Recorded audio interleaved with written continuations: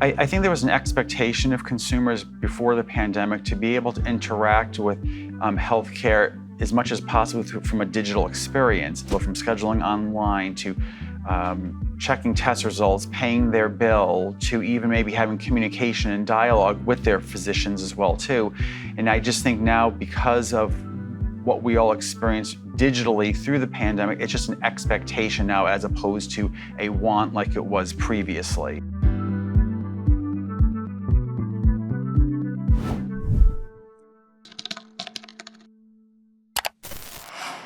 Hello, healthcare. Nowhere has consumerism had a greater impact in the last few years than in healthcare. With the pandemic as a catalyst, consumerism has driven and accelerated digital transformation and experiences in a once highly stagnant industry. From brand awareness campaigns to engagement to interactive digital touchpoints, healthcare marketers have been racing to meet consumers where they are and how they want to engage. Joining me today is Scott Orstad, Vice President Marketing at Catholic Health, to discuss the impact of digital transformation and engagement with their community from the onset of the pandemic to present day as we exit the pandemic. Scott, I'm delighted to have you here on the podcast. Welcome. Happy to be here, Alan. Scott, so as Vice President Marketing at Catholic Health, what do you do? What are some of the key areas of focus for you, and what are some of those initiatives? Sure. It's really evolved in the 3+ years that I've been there. When I first joined in early 2020, I was charged with developing a system-wide team, because while Catholic Health has existed as a health system for almost 20 years, we never really always behaved as a health system. We behaved as a hospital system. And so marketing was one of the many departments that became centralized. And so I was responsible for hiring and leading a central team, a combination of brand advertising and digital. And in the process of doing that is aligned with a number of outside vendor partners to help us relaunch the brand. And this was all a plan that was developed as I started, and this was all pre-pandemic. So everything starts evolving. Later on in 2020, the pandemic occurs, and all this work still needed to happen along with everything else that was going on to support the pandemic efforts. So a year later, in early 2021, we relaunched the Catholic Health brand with a new contemporary look and feel to make it more welcoming and inviting to our consumers. And we really put that focus on it being a system approach versus a hospital approach, because we were seeing, even pre-pandemic, patients were really the kind of the front door to our hospital health system was the physician's office, and really understanding the importance of that as to the actual hospital itself.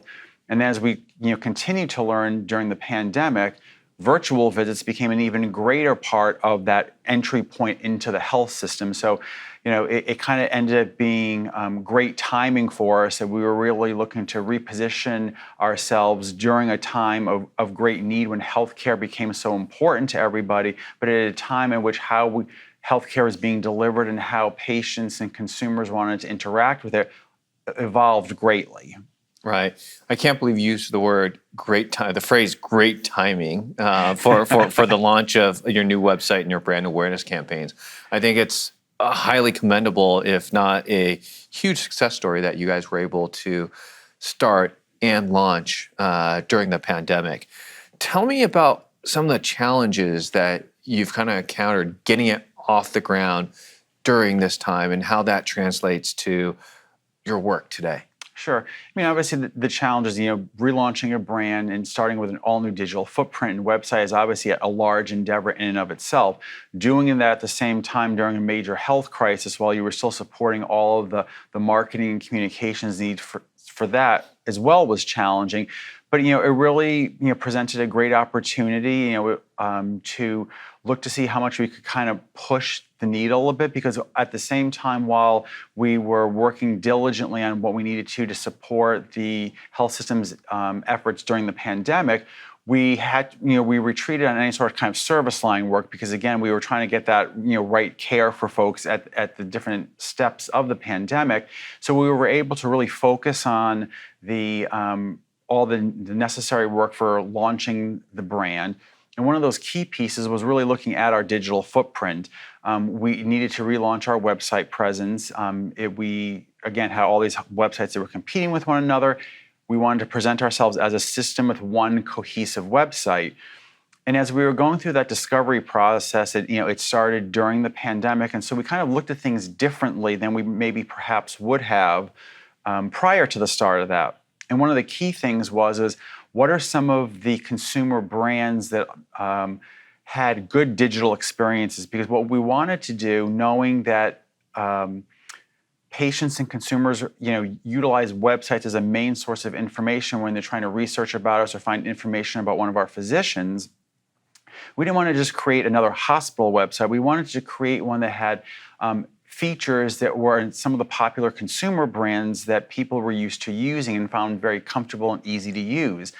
And as we were doing all this, we discovered how we all started interacting with different sites during the pandemic. Things such as Netflix and Disney Plus, and as we got to that summer and things started to become safer to leave our homes, Vrbo and Airbnb and some of the great features that all of those sites had to them, from large dominant images to sliding menus and icons, just to make everything much more packageable and digestible for consumers.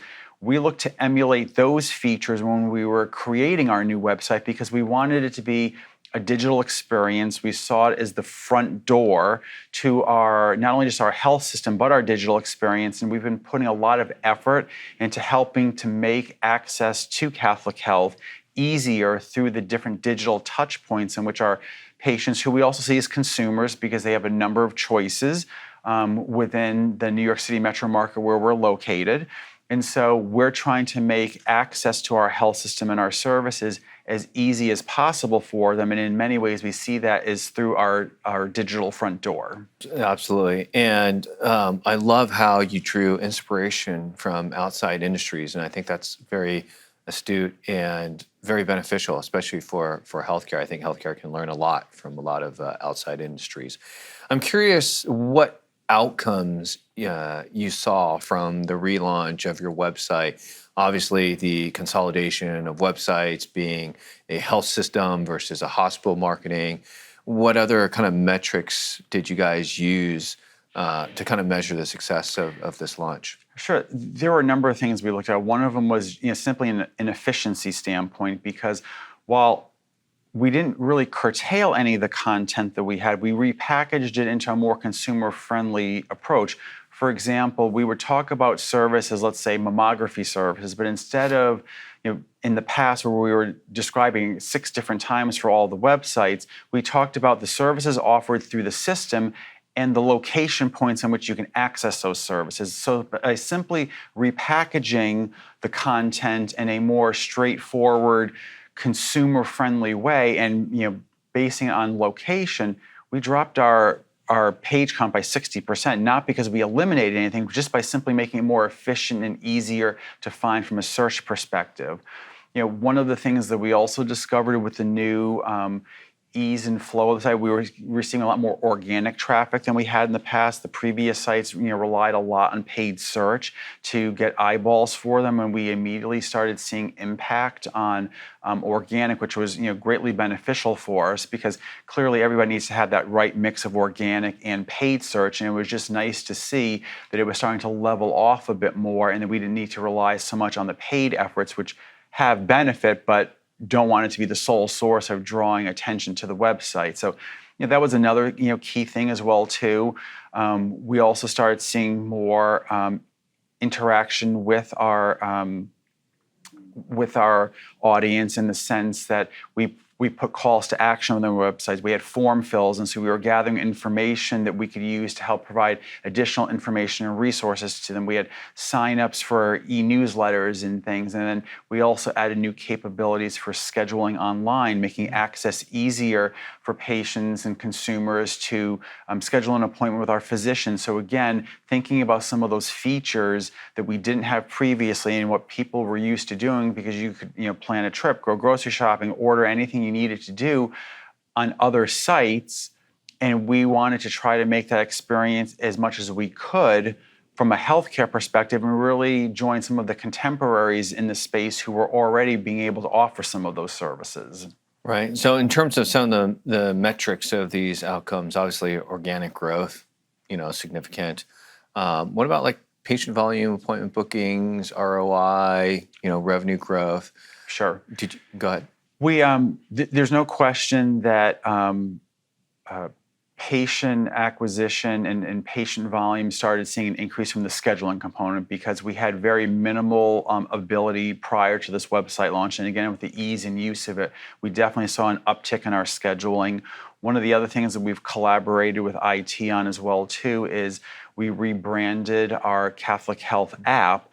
And as a result of that, we've been pushing out information for existing users to utilize the app, and we've seen a much higher rate of our patients not only downloading the app, but logging into and utilizing it to check test results and to schedule an appointment. And so that's another key metric that we're seeing is very important to us as part of the whole relaunch of our digital experience is having higher engagement and usage of the app, which is also very much promoted on the website as well too. So we have kind of that cross connection because we want to make the experience as easy as possible. So again, seeing that significant increase in patient appointments being scheduled online and through the app is also making that experience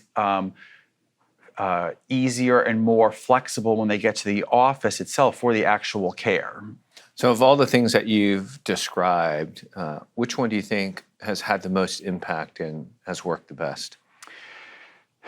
I think right now where we are, it's the ability for the scheduling online because it allows our patients to do what's convenient for them. If they still want to call the office and make an appointment, they can do that. But if they want to be able to do it at a time that's convenient for them and looking at times that are available for them, that online scheduling component allows them to have that sense of ease of access, but also control as far as how they want to do that. And I think that has been critically important for us.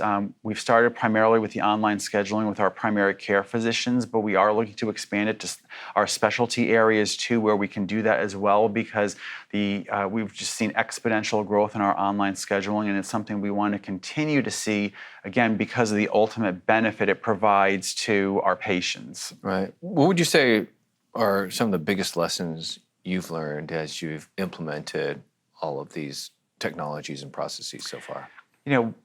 The keys are having a collaborative relationship with IT. I think is critical because they have to be a partner at the table with this. And I'm fortunate. I work in an organization where there's a strong collaboration between marketing and IT. We have a MarTech steering committee, and so we really look at the ways in which we can collaborate together, and then also recognize how we can positively influence operations as well too, because we can create these great touch points for patients to access our system, and we can make people aware of it, but operationally it needs to work. And so that's something else where we've been able to have some great buy-in as well too, because it really is a collaboration of the three areas that really is rooted specifically with that IT and marketing collaboration.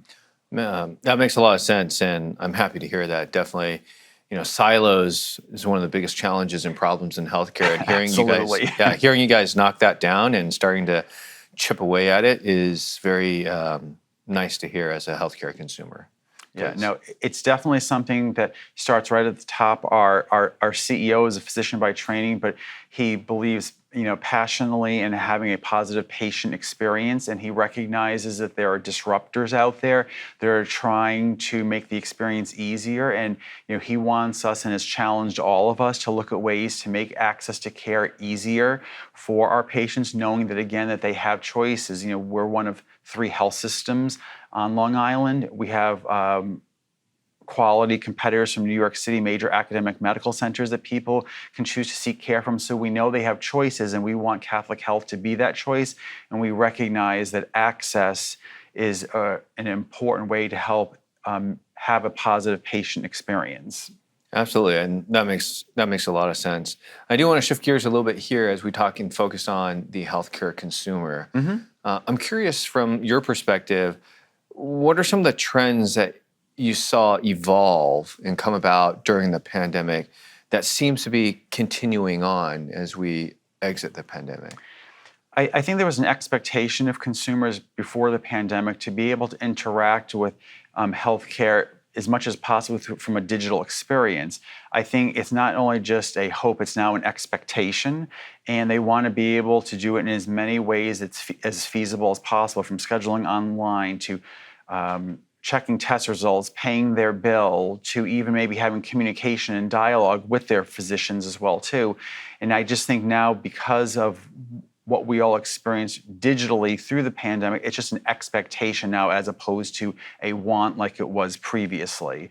And I think the other thing that a lot of us were trying to get patients and consumers to engage in prior was the idea of virtual visits, and it's definitely something that has become more well adapted. And while we don't still see the same number of virtual video visits that we did clearly in 2020 and early 21, what we're still seeing scheduled is significantly higher than what it was pre-pandemic. So there is still a desire and appetite for consumers for that, and a lot of that is going to be rooted in convenience. And so that's why, not surprising at all to us that it's something that is so highly sought out. Makes sense. Now, given these trends, what would you say your strategies and focus are between acquisition and retention and nurturing? How have these trends impacted those programs? Sure. I mean, we're trying to interact with patients as much as possible from a digital perspective, because we really want to get that right message to the right person at the right time. We use a lot of the big kind of mass media tactics when we were launching their brand, but we're really trying to hone and focus that message right now. And, for us, it's kind of, I would say it's kind of a 50-50 split. New patient acquisition, always important. It's going to be a priority for every service line. It's going to vary at time based on the service. But I think we also recognize, too, coming out of the pandemic, that leveraging our existing patient population and continuing to have a dialogue with them is equally as important, because they're already in the family and we want to keep them there. Many of them delayed care during the pandemic. And so, we think it's critically important to continue to provide outreach to them about, helpful health tips and hints and quizzes, and just trying to stay engaged with them to be proactive in their healthcare and the different types of screenings and tests that they may need at different stages of their life. And so we see, activating our current patients just as important as acquiring new ones, because, again, they're already part of the family, and they may have been some care that they delayed during the pandemic that they still haven't sought out for yet. Right. So when it comes to consumerization of digital experiences, where and how do you start? Like, when you guys focused on all this digital transformation, like where do you start? Outside the website, obviously, and consolidation. Sure. I think you have to kind of pick one priority at a time. I mean, I think you kind of start off with a big brainstorming session on all the different ways in which you'd like to, increase access. But I think you have to kind of pick that one first priority. And I think, online scheduling was really that one for us that we felt was critical, because it's something that already existed in healthcare. ZocDoc has been, a tool that's been out there for a number of years that health systems align with and have relationships with. And so, we just wanted to further utilize the capabilities of our EMR and the online scheduling capability there. So I think it's really kind of looking at what all the big ideas are and then kind of prioritizing them. And like in most cases, you also look for some of those kind of quick, easy wins as well too. But I think it's just the key is prioritizing, so you can start moving as quickly as you can, and that really helped to kind of get the wheels in motion for us. All right. So how are you guys using data today to drive patient engagement and messaging and activating patients? Sure. We're really using it to kind of educate our internal constituents about why these tools are needed, because there are a lot of folks that were like, well, why do we need to have scheduling online? Why do we need to make our schedules available? Why do you want our patients to download this app and interact with us? And as we are able to show the data about how our patients are interacting with these things and clearly going up on a regular basis, there's now that understanding of why these tools and technologies are needed because our patients want it and expect it from us. It's not just a nice to have. And the data helps us support these initiatives and other ones that we're looking into, from, signing in for an appointment before you get there, much like the airline experience is. We're piloting kiosks in our medical practices as well too, to have kind of that electronic check-in as well too. So this way, you're not necessarily going to the front desk and having that human connection at that point, but you can do it again from that convenience standpoint as well too. This all sounds really good, and I'm very happy to hear that you guys are moving towards this. What continues to be the barriers here for you to making this extremely successful? Sure. I think, like everybody, it's, while we're trying to prioritize everything, things can only move so quickly. There's only so many resources to implement them. So it's kind of, weighing that kind of checks and balances there of trying to do it as swiftly as possible, correctly, with the resources that you have, both from a human capital aspect as well as the budgetary aspect as well too. We know that they all will ultimately have, a positive return on investment for us because of the patient satisfaction and the efficiencies that they'll ultimately bring to us. But it's just trying to do it as quickly as we can because, again, of how large and multifaceted healthcare is. Sometimes we're not as nimble as other industries are. So I think that continues to be the natural challenge that we see is, we have so many things we want to do. It's just being able to implement them as quickly as possible. Right. So as you talk about all these new projects, as you're talking about these barriers and leveraging data, how is your MarTech stack evolving and coming into play to support these initiatives and your efforts? Sure. So we have a monthly MarTech steering committee meeting where we talk about some of the new technologies that are out there, how they may or may not benefit us and our patients, and we look to evaluate which ones do we want to pursue and which ones are worth testing. When the committee started about a year ago, there were a number of projects that IT had already been committed to or asked to research, and this was, many of the projects marketing wasn't aware of at the time. Some, it was okay because there wasn't necessarily an interaction, but in many cases, there were some of the technologies that were being reviewed were clearly had beneficial from a marketing standpoint. So it was just great to be able to help to influence the decision either for or against why some certain technologies were needed, or to figure out that we had some duplication in some services. One of the other things that we're really looking at too, with all the different digital technologies that we had that were previously being handled in a silo mentality, is what's the messaging that's going out to our patients? Do we have duplicative messaging going out from IT or Pop Health or whomever, or all these different other touch points? And so we're looking at all of those to make sure there isn't that duplication, and really looking at the messaging itself. Is it friendly and inviting to our patients? Is it understandable? Is it at a comprehension level that makes sense? And so these are all the things that we're starting to look at right now to really come across as a cohesive brand and system with a singular voice that our patients and consumers can appreciate. Right. What gaps continue to exist there still? Sure. I think that there are still some systems and processes that are going on that we may not be aware of. And I think that's, as we further develop the work of the committee, we find out about new programs and services that we maybe weren't aware of before that were going on, or ways in which our patients were being communicated with from a digital perspective. So I think those are some of the things that we're still uncovering. I think we're pretty close to discovering all of them at this point, but there's still a couple things here or there where we're learning about new ways and, in some cases, duplication of things. And so again, clearly we want to streamline that. We want to make the experience as seamless and straightforward and easy for our patients. And that's, some of the exciting work that, is happening through this collaboration with IT and our MarTech steering committee efforts. And, again, looking at that stack of the technologies that are right for us and our patients. Right. That makes a lot of sense. And thank you for sharing that and giving us a little bit of insight. So what's next? What's next for you?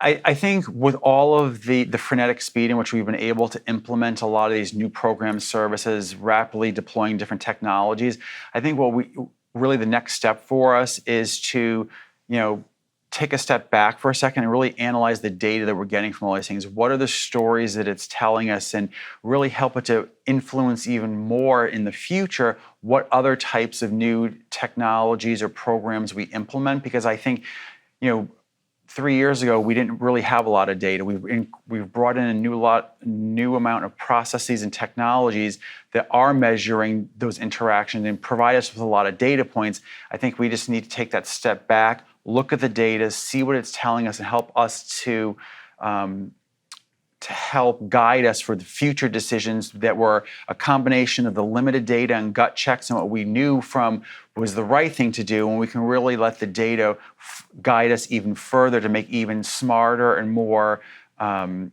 spot-on decisions in the best interest of our patients. That makes sense. And I really look forward to seeing all of that come to fruition. Scott, thank you so much for sharing these insights and perspectives. If people in the audience want to continue the conversation and get more of the insights and pick your brain in terms of, wow, how did you guys do it? What's the best way for folks to get a hold of you? Sure. The best way to get in touch with me is simply by email. I'm still an active email user and things, so it's the best way to kind of reach out. And as I also to balance out through a couple different offices and locations, email is definitely the best way. Do you want to share that email? Sure. It's scott.orstad@chsli.org. Wonderful. So for those of you in the audience that want to continue the conversation with Scott, he has an insane amount of insights and successes to share. Highly recommend you reach out to him and learn a little bit more. I don't know of many health systems that launched their brand new brand awareness campaign at onset of a pandemic and have been successful. So if they can do that, imagine what Scott can help you with. So with that being said, thank you so much for everyone listening in today. And until next time, hello. If you want more of the latest from healthcare's thought leaders, subscribe using the button below. Or you can visit hellohealthcare.com to get updates directly in your email.